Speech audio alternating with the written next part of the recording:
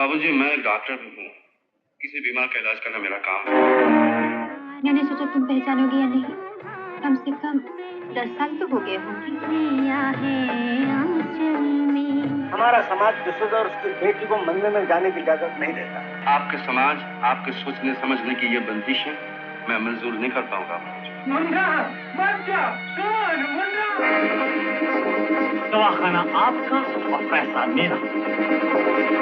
आपने तो गांव, इस पूरे इलाके की काय पलट कर दिया। वही आंखें, वही चेहरा, ठीक से देख, बहुत कुछ दीपक जैसा नहीं लग रहा है?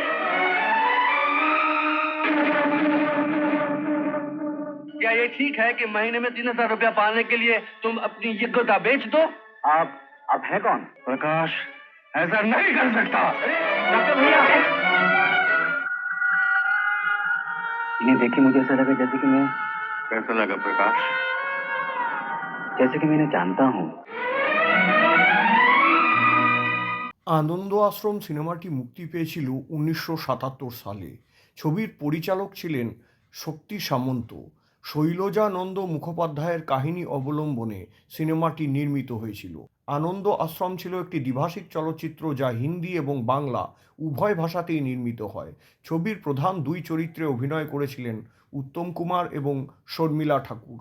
সঙ্গীত পরিচালক ছিলেন শ্যামল মিত্র।